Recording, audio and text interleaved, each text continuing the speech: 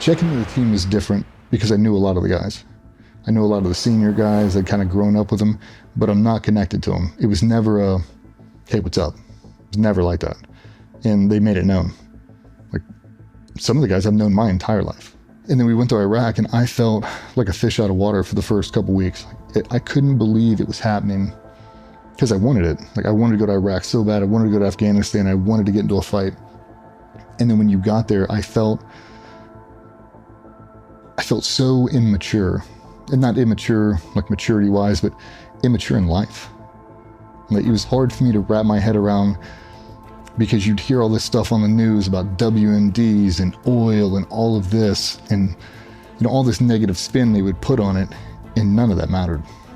None of it mattered. Your political views don't matter, your religion doesn't matter, your race, color, creed doesn't matter. These dudes are trying to kill your ass all fucking day.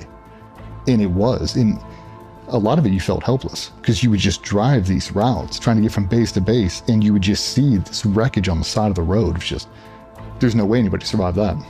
Not a chance. And you're just waiting. So a lot of it, you get on these roads and you'd be on a breath hold, man, as long as you could go, and you're just these dudes would sit there on the other side of the bridge. So you would, you know, enter on the left side or enter on the right side, you'd come out on the left, and everybody would zigzag because these dudes would sit on top and they'd pull pins on grenades. And as soon as you drove through, they'd launch them, trying to land them inside of your turret. It's like, and there's just people up there the whole time. So there's nothing you can do. You can't just shoot them. They're not brandishing anything. You're just waiting for a tink, tink, and that's it. So every time you drive on them, you're just looking at these people, like waiting for something to lob over and just, oh God. And you'd hear explosions in the distance or up in front of you or behind you. And you're like, oh my God, when's it gonna happen? And because of the quarantine and the lockdown, they had everybody on. I mean, we went weeks. You wouldn't see anybody. You know, we'd do daytime patrol, you'd see everybody out, and then as soon as the sun would set, ghost town. I mean, nobody. We went out dozens of times. I never saw anybody. Never. You're like, what is going on here? Like, is there anybody even here? And then all of a sudden, sure as shit, you gotta give them time. Now they all start to come out. It's like, oh, okay. Like, this is real. These people are actually trying to kill us all. And it doesn't matter why you're here. Like, you're here to try to liberate people. You're here to try to make the country. Doesn't matter. They don't care. And once you kind of get over that, you realize that it doesn't matter why you're here. You're here and you're going to stay here, and you got to finish this entire job, and you got to be as safe as possible. I think for me, that trip to 2005, you know, we lost the guys in Afghanistan, and that was a huge culture shock. That was probably the dose of reality that everybody needed. That it doesn't matter how fancy you are, how strong you are, how good you can shoot, how elite your team is. If you never get a chance to fight, it doesn't matter. It doesn't matter how many kids you have. It doesn't matter how beautiful your wife is. Gone in an instant. And that reality is really what I needed. The only thing that's going to protect me is, have I exhausted all my resources? Have I spent every single minute training as hard as I can? Have everybody here trained as hard as they could? And if not, why not? Do you not understand the reality? Or have you lost sight of it? And a lot of that, back in the day, we'd lose sight. I lost sight countless times. Drinking, fighting, doing stuff we shouldn't have been doing. Not being a professional. It takes a couple times of really, really close calls or being jammed up in a bad situation and barely coming out of it to realign your focus. These are real bullets, man. Those are real grenades, and those are real people that are trying to kill you. And if you are just not better than they are, they're going to get you. And a lot of the times, it doesn't even matter. You understand it's a timing thing. And you can have the best tactic in the world, the most trained dude in the world. And if you're looking that way, when that dude comes out of that door, doesn't matter how good you are. You'll never see him coming. A lot of it, you know, you don't want to chalk it up to fate, but a lot of it is. A lot of it you can't control. If you spend your whole time obsessing over that, it really, to me, it weeds down your confidence. It's like, I've exhausted everything I can. And if my plane gets shot down, my plane gets shot down. There's nothing I can do about that. I can't fly the plane too. Can't do it all. But have we exhausted all our resources to take out all the variables we can? Yeah. Are we all as trained as we can be? Yeah. Am I physically fit? Yeah. Am I mentally in tune with everything around me? Yes. Can't do anything more than that. Let's go. I feel like the more and more you do it, the more confidence you build after a while, but it takes a little bit.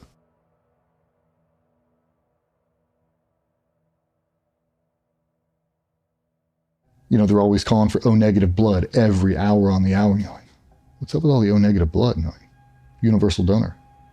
I'm a universal donor. I'm just over there farming out blood this whole time. It's like, because everybody's getting blown up.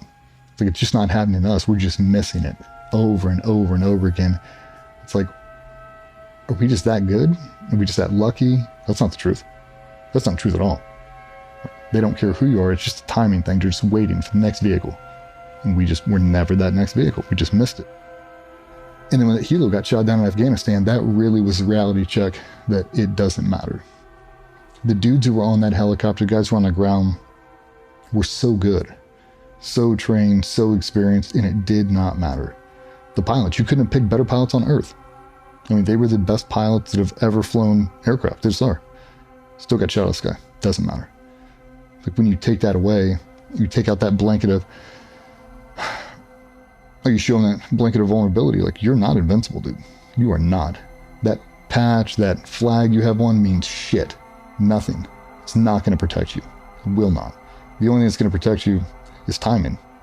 Control the variables all you want to. If they shoot you out of the sky, it doesn't matter how tough you are on the way down. Like, well, what do we do? Control the things you can't control. Like, I control my output. I control my work effort. Like, I can put as much in this as humanly possible, and I can tell you I'll go the entire way. But if they never give me the opportunity, it's like, that's really what I struggled with, is what if I never get the opportunity to fight? What if I get blown up? I wake up, both my legs are gone, both my arms are gone. Like, I'm 19 years old. What? I don't want this to happen. That was my big fear, is that I'd get crushed. I'd get blown up, I'd get killed, and I'd never have a chance. It'd be some random new guy, some 19-year-old Navy SEAL, and flash on the screen and be gone. It's not how I want to go out. It's not how I want to. I want to get into a real fight. Like, let's really go. And when it happened, I think, for one, it confirmed a lot of the training you were doing was actually going to work. Built a little bit of confidence in the group, and confidence that I can actually pull this off. Like, that dude has been training for months to kill me. He should have, and he didn't. Okay, well, once we chalk it up to luck, see what happens 2, 3, 4, 5, over and over and over, like, still successful. Okay, like, we might be onto something here. Like, this might actually be working. And then you start to get in behind the deeper layers of it, really obsessing over the craft and really getting into it. And it's like, well, how do I buy down as much risk as possible? You live it. Become that method actor. Become Daniel Day-Lewis. Like, really, really immerse yourself in it. Really, really live it all day, every day. And you won't know the difference between training and reality.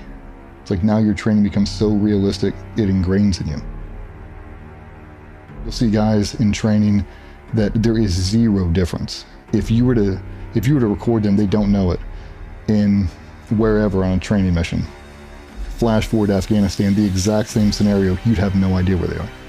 It looks the exact same, the mannerisms are the same. If it's a paint round going by them, like a paintball, or an actual AK-47, their body change doesn't. It's the exact same. The reactions are the exact same, because in their mind, it's all real. It's like when you do that, it telegraphs a positive body language you can't unsee. Once you see it, that's what everybody needs to see, exactly what he's going to do for real. And then when you see it in real time, you're like, I've seen that 55 times. I already know what this is. I already know exactly what he's going to do now. And they will. And you can start to predict the future. How best can I support him? Where can I move to be at that angle? Where can I do this? Where can I do that? Because now I can read exactly what you're thinking, because all our training is the exact same. So when I look 30 feet down the hallway and I see you doing something, I know exactly what you're thinking. I know because I've seen it 1,000 times. People take the paint rounds, the training rounds, like they're paintballs. Brush it off, I'll wash my pants. It's not how it is in reality. You know, it really did. It became hunting, is what it became. And it's like, you have to treat it like it's the most dangerous game you'll ever play, because it is. There was a terrorist incident in Nairobi, Kenya in 2019. 5 terrorists attacked a hotel complex. It started with a suicide detonation, and then 4 terrorists armed with assault rifles and hand grenades started marauding through the complex, intent on murdering anyone they could find. I got a phone call when that was happening, and I turned up, and then I intervened. I went into the complex, and then 18 hours after the attack started, the last terrorists were neutralized. And then after 22 hours after I took, so 18 hours and 4 hours after that, I then left the complex. So it was the most remarkable day of my life.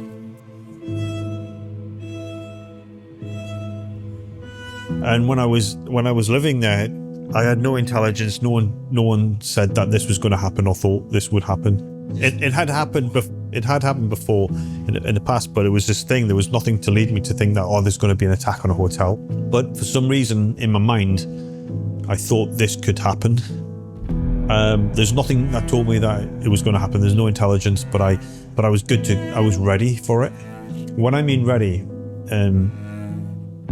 I was ready mentally. I was ready physically. I was always training, both like physically, shooting, keeping on top of things, and I had my equipment good to go. It wasn't a requirement, but it was. When I say good to go, it was ready. So I didn't have to. There's like having it. Are you packed? Yeah, I'm packed. Well, I've just got to grab some more. I've just got to grab my wash kit or things like that. You're not packed. I was good to go. So I knew if the call ever came, I just felt it could. I knew I just had to grab my bag, and I wouldn't need anything else. I was prepared for it, and thank God I was.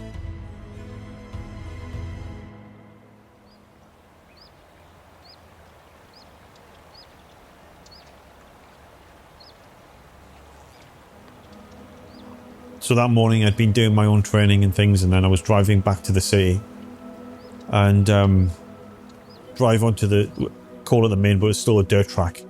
On this dirt track you'd sometimes see Maasai tribesmen or workmen on the track working for the Chinese rail link. So I was shocked to see a guy in a smart beige business suit with highly polished shoes. Then what's even stranger is that I broke all procedures, common sense if you like as well, as I stopped the car, put the window down and said, hey buddy, do you want a lift? So he runs over, gets in the car, saying thank you, and start driving down. We're driving down, he says, how old, straight away, so thank you so much, what's your name? Chris. Tells me his name. He said, how old are you? I said, I'm 43. He said, I'm 43. So when were you born? I was like, September. He goes, I was born in September. I don't know what day, but what day were you born? I said, oh, on the 15th. He said, this is a good sign.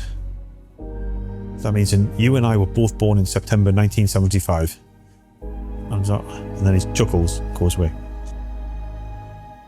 But then he reaches into his pocket and pulls out this dagger.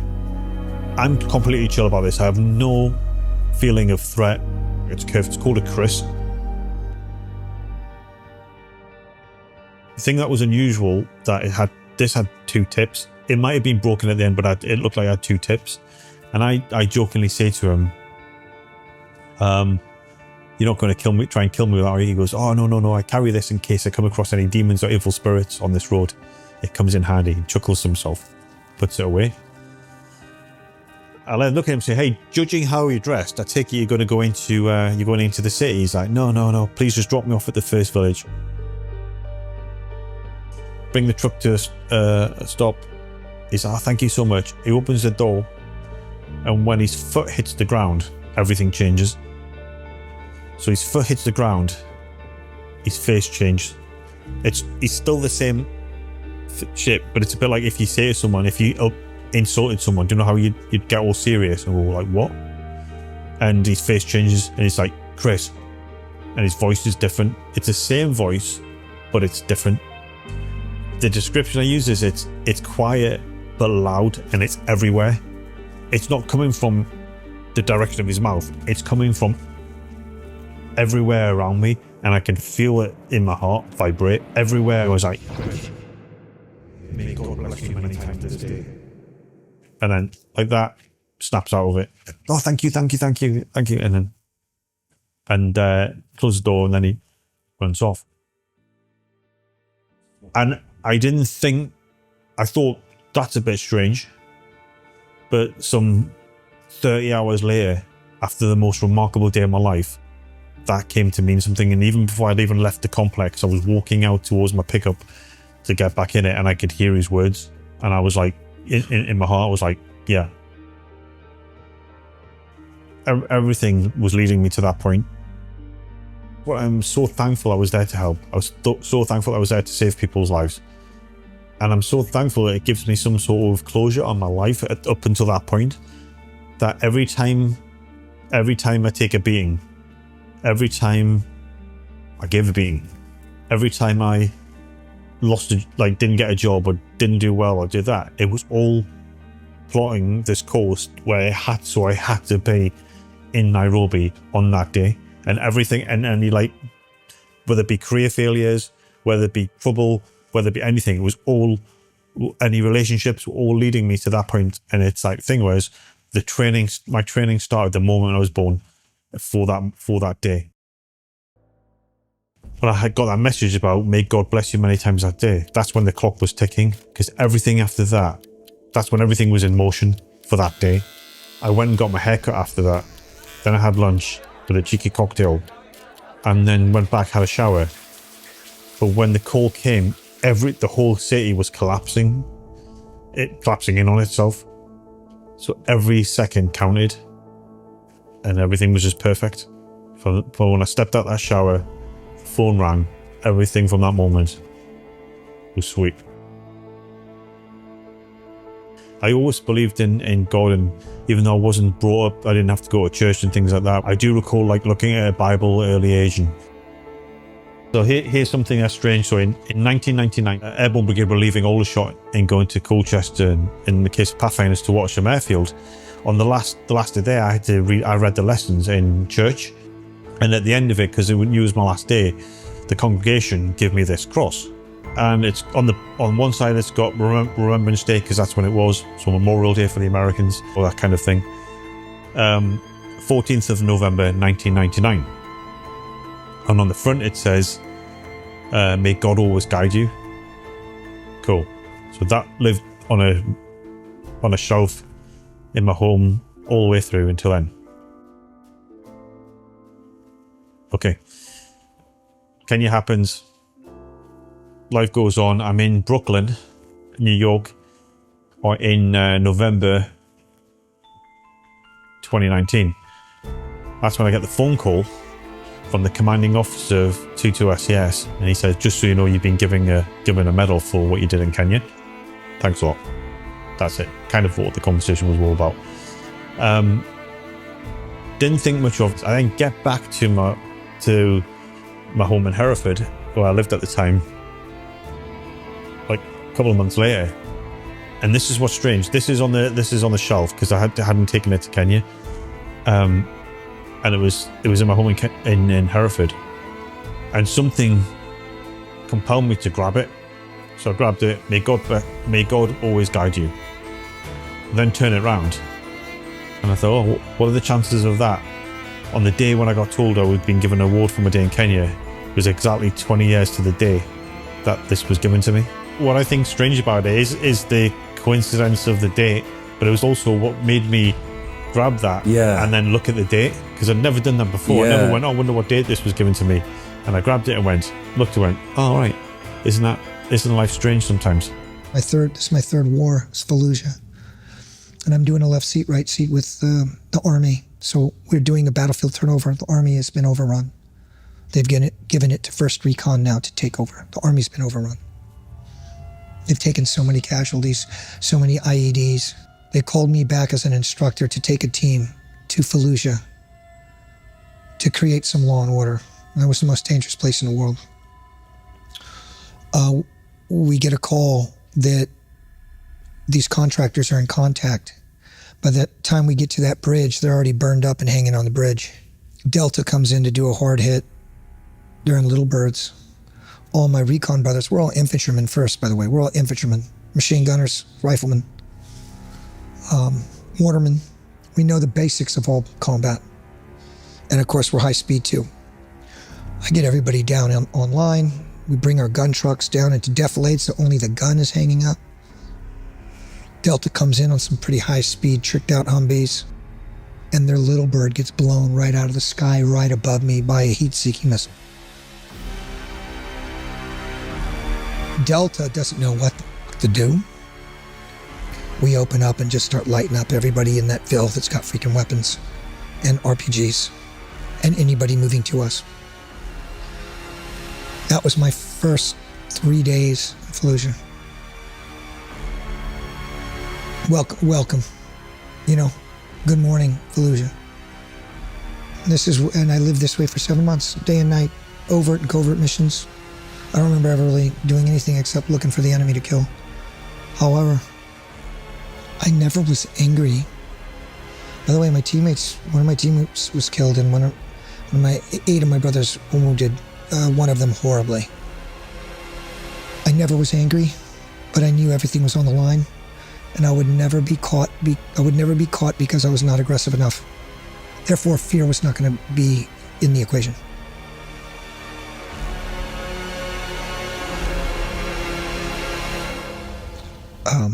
The bullet went right through my windshield right here, but Sean was hit here, so I go to reach for him, and the insurgents are coming up in this ditch, and Sean's still shooting with one arm, and he's trying to stabilize his leg. I turn this way, and we've got guys coming this way. My Chafin is shooting so fast and so hard right by my ear. My ear's still gone.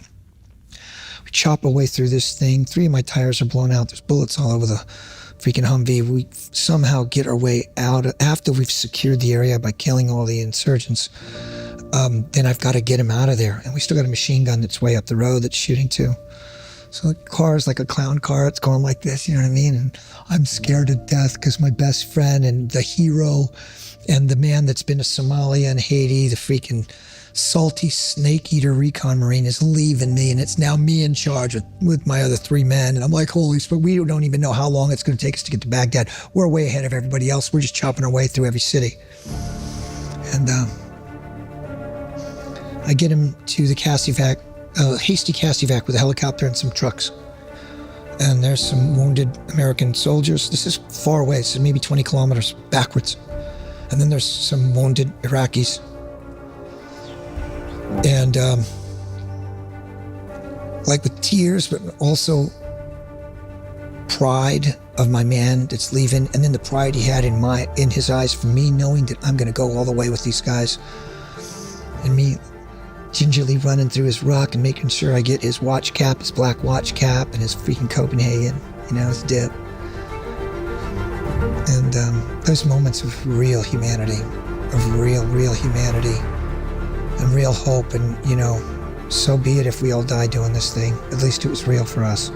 At least we had each other. And we love each other to this day. All of us, my community, my special operations community, Recon, Marine Corps, even my brothers in the UK, god dang, we're a brotherhood. We're a family like you cannot believe. Find your family. Make your own instrument something to be proud of. Go into the world, make a difference. Find your family.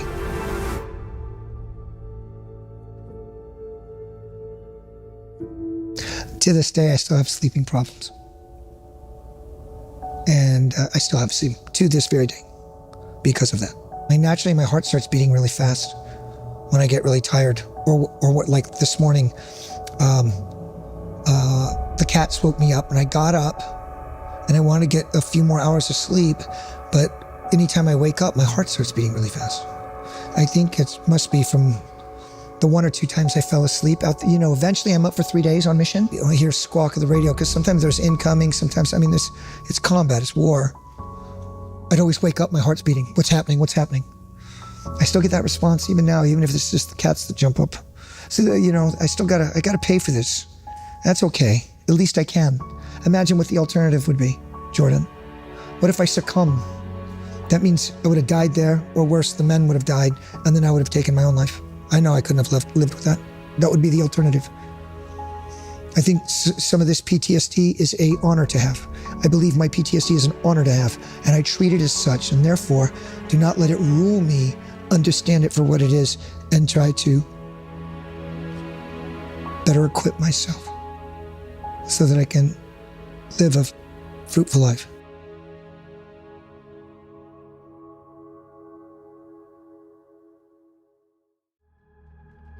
So probably 1 week before we were going home,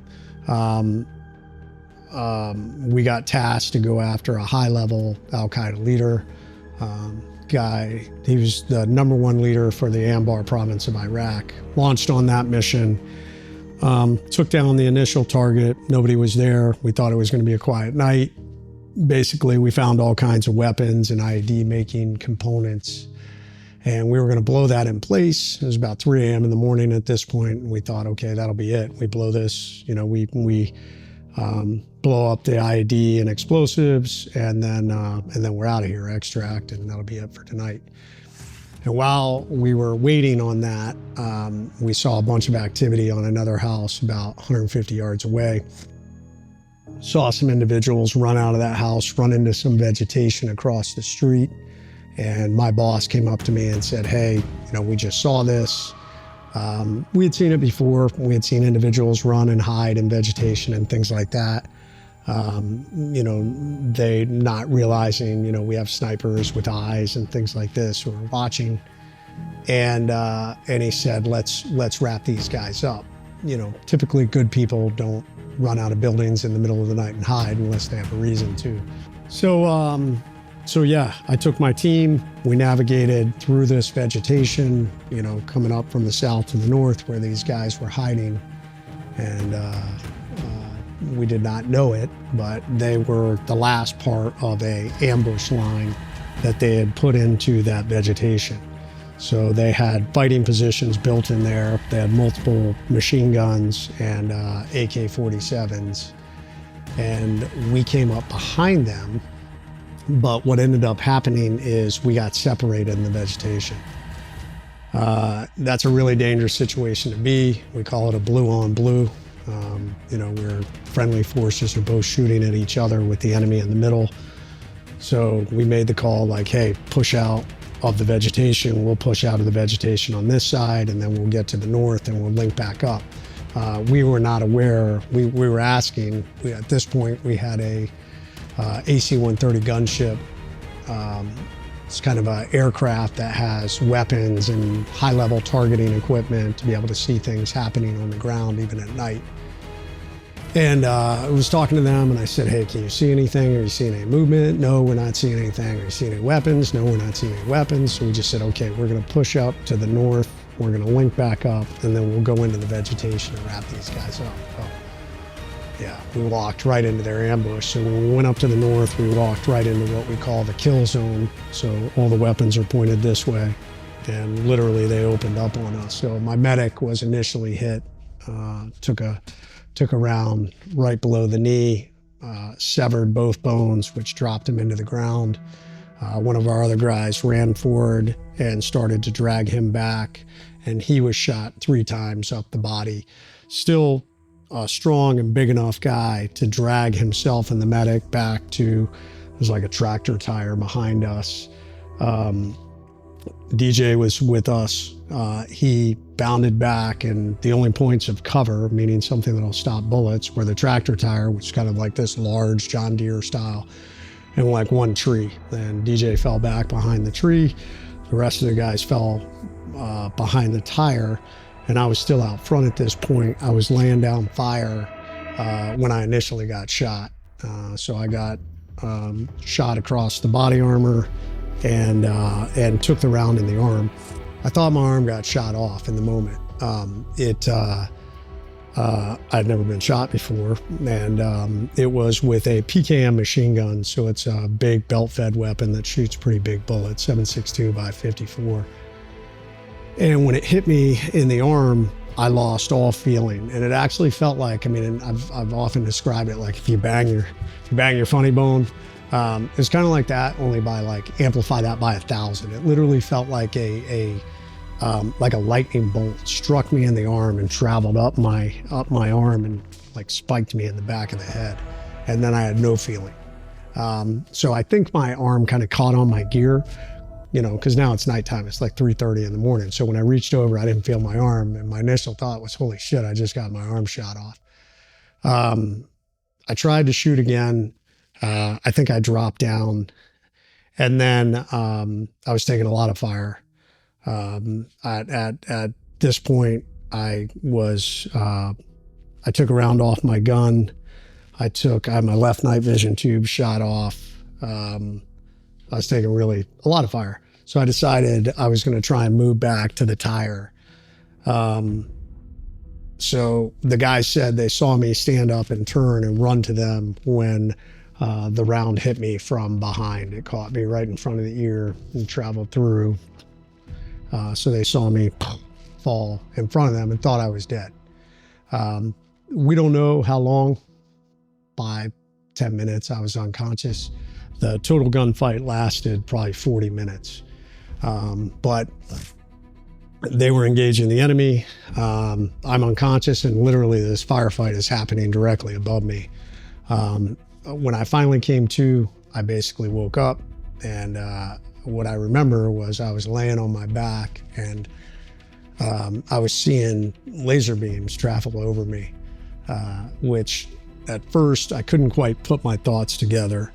You know, it was super cloudy. I mean, if you've ever been knocked out, you know, it kind of takes a little bit to get your brain working and figure out where you are and things to come back to place. So I was, you know, man, what happened? What's wrong? Like, where am I? You know, hearing the gunfire, seeing the laser beams. And then it dawned on me, I'm like, holy shit, you're in this gunfight, and that's tracer fire. So every 5th round of a machine gun has phosphorus in the gunpowder, so it looks like a laser beam through the air. That's how machine gunners sight their weapon. That's what, you know, people often see in movies and things like that.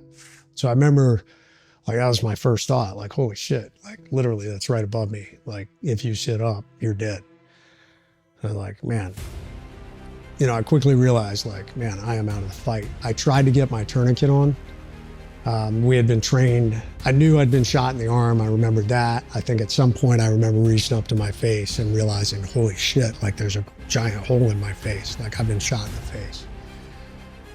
And I was like, I got to get a tourniquet on. Like, you know, because I still thought my arm had been shot off.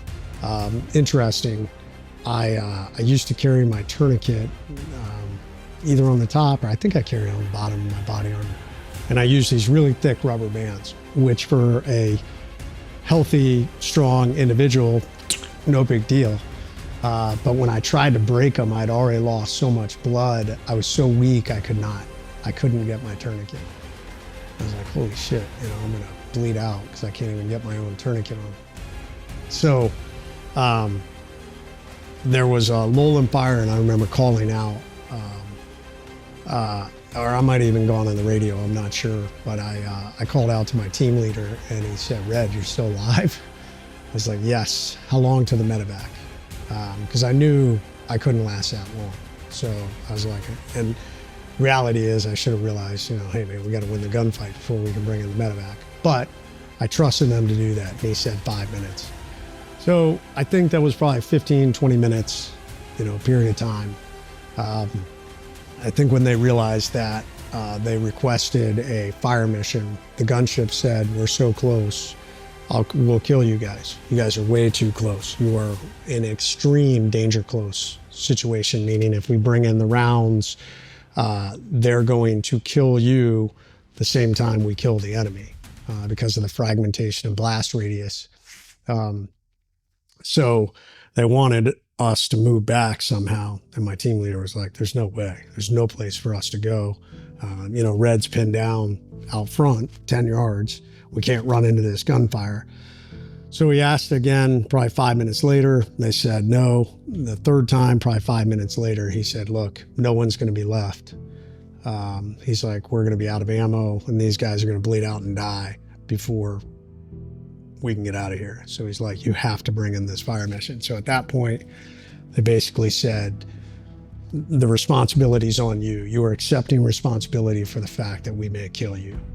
And he had to give his, we call it a Joint Tactical Air Controller Specific Designator, JTAC, which basically means he is trained and qualified to call in rounds from an aircraft, but by them making him give his JTAC designator, if we had been killed, it basically relieved the aircraft from the responsibility. They had said, hey, we are going to kill you. Like, you have to accept this. So he called out to me and said, hey, incoming. And I remember laying there and the machine gun was still, and hearing the rounds go off from the gun. The aircraft flies at a pretty high altitude. You can't see it in the dark, but you can hear the gun go off. 40 millimeter fires a round that's about this big and about this long, and it's explosive. Has about a 60-meter blast radius. And I remember hearing it go off, boop, boop, boop, boop, boop. And like waiting, 1,000, 2,000, 3,000, 4,000. And then all of a sudden, boom, boom, boom, boom, boom, boom, in front of us. And all this dirt and shit blew up over me. And the gun went cold.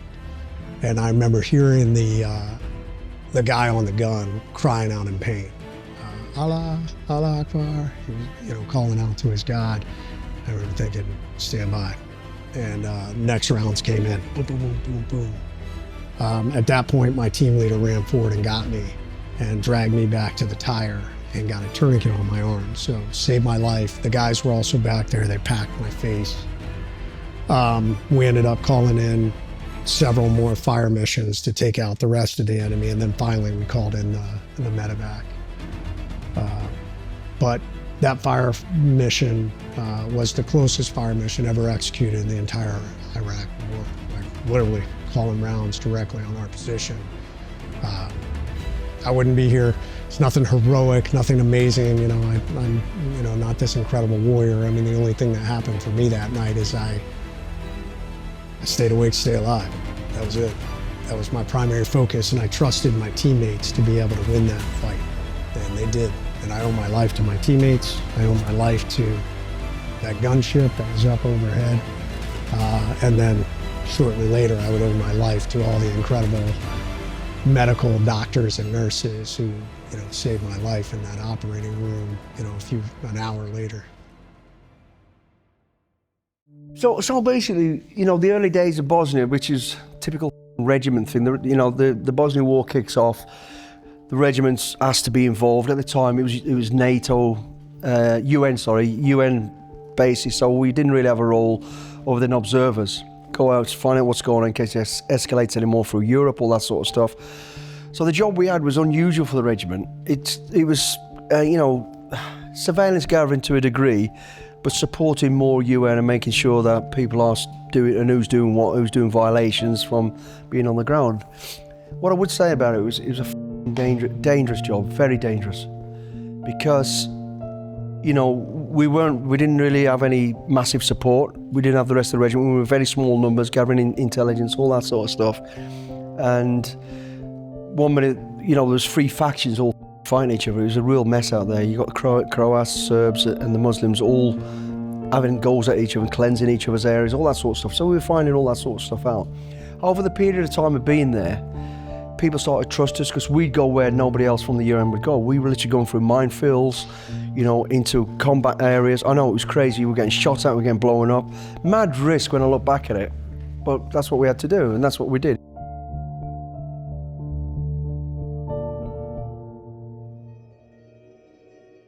It was towards the end of the conflict in Bosnia where the role was going to change. He was going to switch from UN to I4, which was more of an aggressive role, and basically, the international force saying, "You're done with this now. We're fucking stopping it. It's got to be sorted out." Just before around that time, a good friend of mine, Mick, comes out from the squadron to join me. I've already been out there 4 or 5 months, I think, or whatever it was. So I know the area pretty well. So Mick comes out to join us, and we had the ID cards, which are kind of fake ID cards at the time. I don't know whether we were given them or we made them. I don't really know. But on the ID card, my number and Mick's number only were like 1 digit out. So it was like, oh, you must have come in at the same time. I was 001. You were 002, if you know what I'm saying. There's no relevance to that till a bit later on. So we're out there and it's getting towards the end of the war, and we've found a location, kind of historic location, where we can bring in all the factions together, all the generals from each force together to shake hands, call it a day, hand over whatever, and end the war. That was the plan. We'd had 3 or 4 of these meetings and they weren't going too well, you know, because there's still a war going on. And basically what I used to do, one of my jobs with the team that we had, at the location where this meeting was it was in the middle of a battlefield. So you've got to have a picture of this. There's literally, you know, a front line over there, front line over there, they're all fighting each other. Somewhere in the middle of that, which was pretty dangerous, which actually was in a minefield, by the way, we brought in the troops and we'd create a square with these tank type vehicles. And then I and whoever else would go down, dangerous as shit, through the minefield to the front line with the trenches or the bunkers where the Serbs were. And, you know, we've come in peace, meet their general and bring them in. And we'd done this a number of times and I kind of got used to it. And we got, if I'm honest, a bit blasé about it, you know, because I knew the ground, I knew the area, all that sort of stuff. And now this new guy, Mick's come in, I'm orientating him. We're getting on, he's not a new guy in terms of, he's been in the regiment longer than me, new to this theatre. So I'm kind of chaperoning him, showing him what I know, got a bit blasé. And then on one particular day, it's that moment in life when you know something ain't right, the hair's on the back of the neck sketch. So we're walking down through the minefield. We brought in the Croatian guy, we brought in the Muslim general, we're going to meet the Serb. And they were always the more aggressive but professional, you know, the real hardline people. So as we're going down there, I remember walking down the track around the mines and I'm looking at where the bunkers are at the front position. And straight away, that third-party awareness, something was not right, and I knew it, but I'd let the snowball roll. Because I thought, well, I've got Mick here, I'm trying to, not show off, but I'm showing him the ropes, but I knew something weren't right. It just didn't feel right. There was not the normal amount of people on the, in fact, there was hardly anybody in the front part of the trenches, which is very unusual for a front line, of course. And as I got a bit closer, I thought, we'll go a bit nearer. Then as we went a bit nearer, I thought, this is not right at all. And then all of a sudden, boom, out of nowhere, boom, surrounded.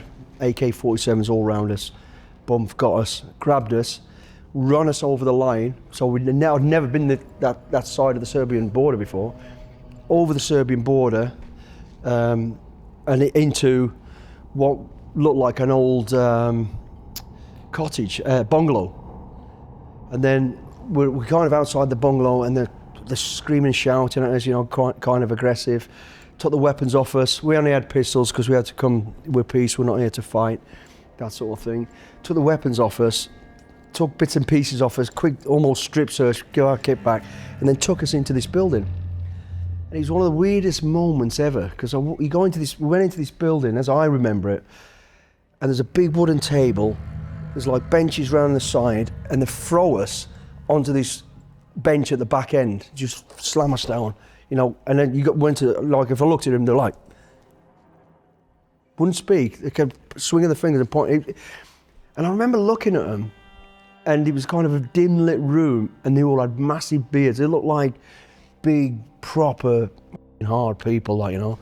And there's about 8 or 9 of them in there, all got AKs, of course, and they just sat there, just like nodding and looking at me.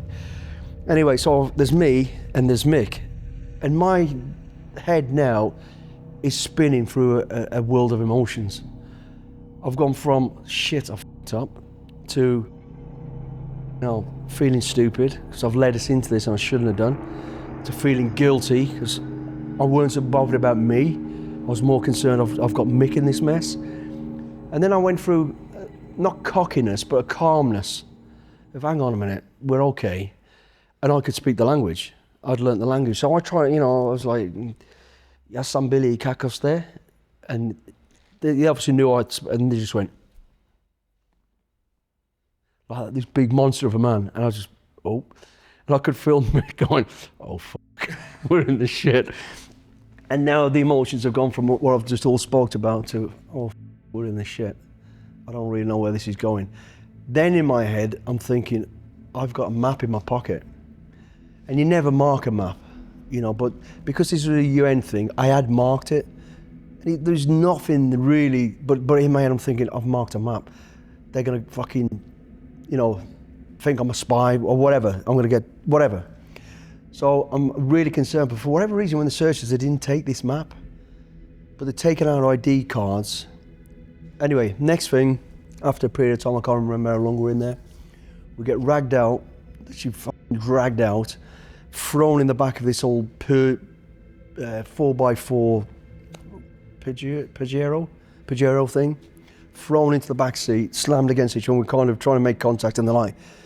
They've got a driver and what looked like a military police type person. He was in all black kit and he's got an AK and he's in the front seat, kneeling in the front seat with the AK in the back pointing at us. And I'm sat there and the next thing is I went to say something and he's pushed the barrel into my mouth. So I'm sat with the barrel in my mouth like this. Mick sat next to me and we're driving out and going somewhere. I don't know where we're going. Kind of at speed as well, over these bumpy tracks. And I'm thinking, that AK's in my mouth, his finger's on the trigger, but then after about a minute or two, he takes the safety catch off and cocks it. And I'm like, shit. And we're bouncing, he's got his finger on the trigger, and I think any minute now, this is it. And off we go, you know, and we're going up the road, but as I've got this AK in my mouth, I'm still doing my surveillance. I'm like looking and I can see there's tanks parked next to that, and I'm trying to, in my head, work out on the map where we're going. And we've never been this side of the border, but I've got an idea where we're going. We're heading towards a town called Priador.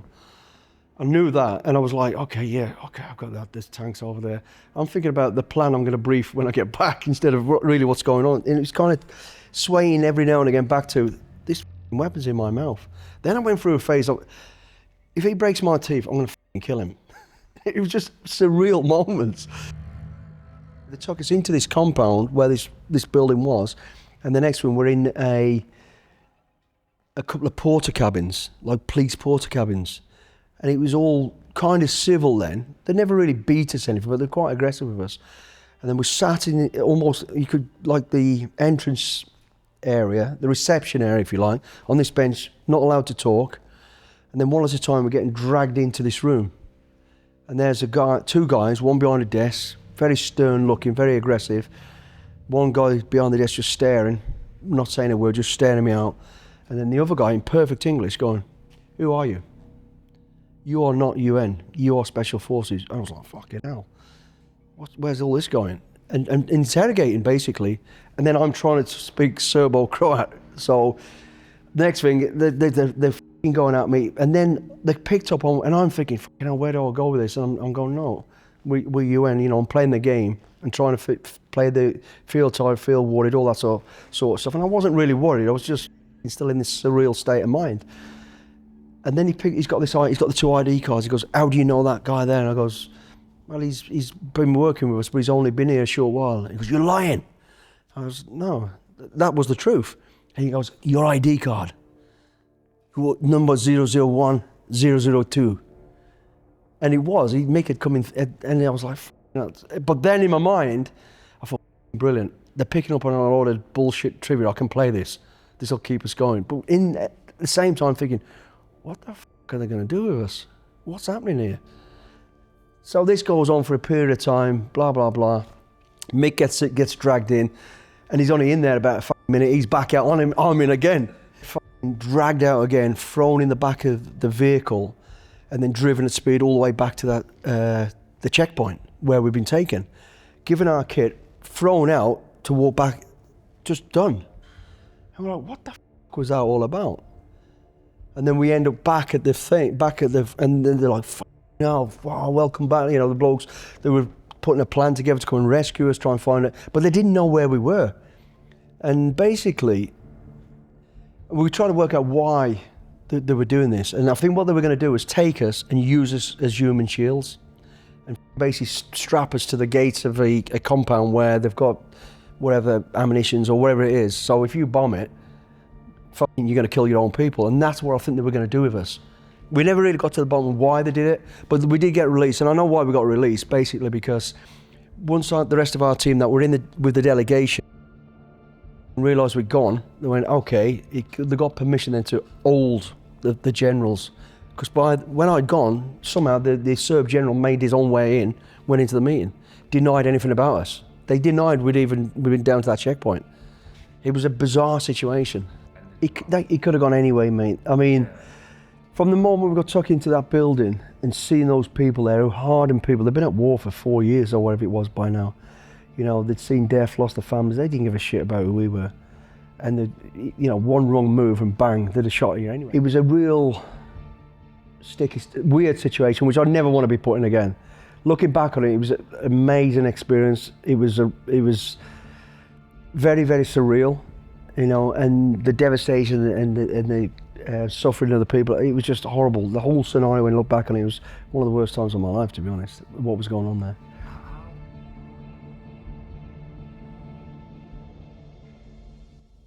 If you're like me and millions of other people, you probably lead a busy life, and that's where this stuff comes in absolutely clutch. I know that I just scoop, shake and go, and I'm ready for my day. There are other companies that are trying to do what Huel is trying to do, but they use cheap ingredients. Sometimes it requires you to take 15 pills, or preparing food, trusting supplements with subpar ingredients, and also taking 15 pills a day is just something that we don't all want to do. That's where Huel makes health possible. Black Edition has 40 grams of protein in, 26 vitamins and minerals, and every single ingredient inside this has been carefully selected by Huel's expert team. So you know you're getting the good stuff. Don't just take my word for it. Millions of other people around the world are now using Huel as part of their daily routine. People like Idris Elba, Stephen Bartlett from the Diary of a CEO, Hardest Geezer, the man who ran the entire length of Africa, was using this stuff. If you want to join the movement, go to the link down below where you can get a free t-shirt, a free shaker, and also if you subscribe to Huel, you can get 10% off every single order. This is next freaking level. Go get some.